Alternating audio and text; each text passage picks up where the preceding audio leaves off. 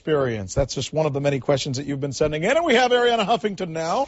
I think she's ready to go. Are you there, Arianna? Yes. Hi, Rick. Good to see you. The book is called The Huffington Post, Complete Blog to Blogging.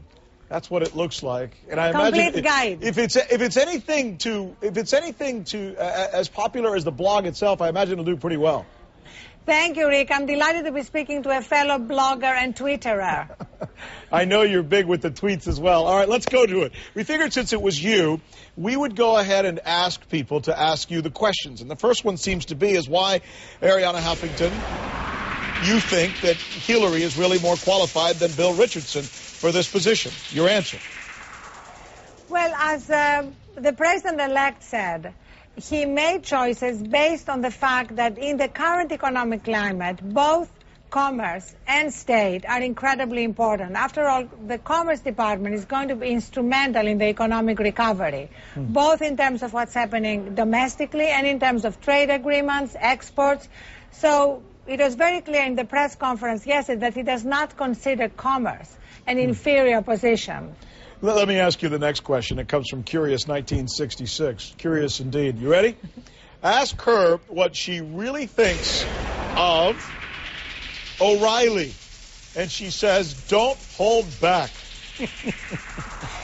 Well, how about it? You know, right now, Rick, it's not so much what I think of O'Reilly. It's what Rupert Murdoch thinks of O'Reilly. It's what Roger Ailes thinks of O'Reilly. I mean, we have the Michael Wolff book on Rupert Murdoch, where we've had all these revelations that there don't seem to be many people who like Bill O'Reilly.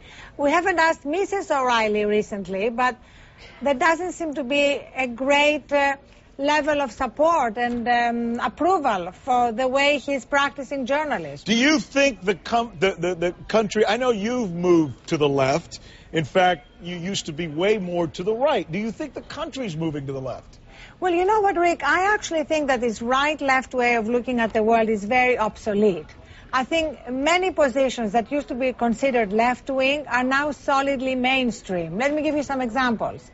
Bringing the troops home from Iraq, doing something about corporate responsibility, doing something about health care, global warming. These now have 60 to 70% support among the American people, and yet they used to be considered left-wing positions. Here's a tweet where this person wants to know. They say, this is Batman, love the format of your show. Thank you very much. Could you ask Ms. Huffington how much bloggers shape this election cycle compared to others? And I mean, I guess he or she probably means other election cycles. Oh, this was really the election cycle for bloggers and the internet. I would say that were it not for the internet, we would be inaugurating a different 44th president.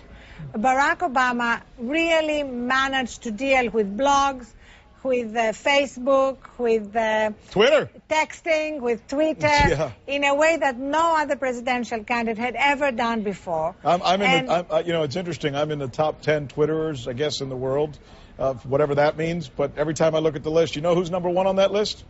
Barack Obama. Barack Obama. And do you know who texts more than any other politician I know? Barack Obama. Really? And texting is incredibly intimate. How many people do you have who text you? I only have 3 people, my 2 teenage daughters and Barack Obama. And I'm one of 5 million. Arianna Huffington, thanks so much for being with us and answering our tweets on this occasion. Again, the book is called The Huffington Post, The Complete Guide to Blogging. All right, let's go.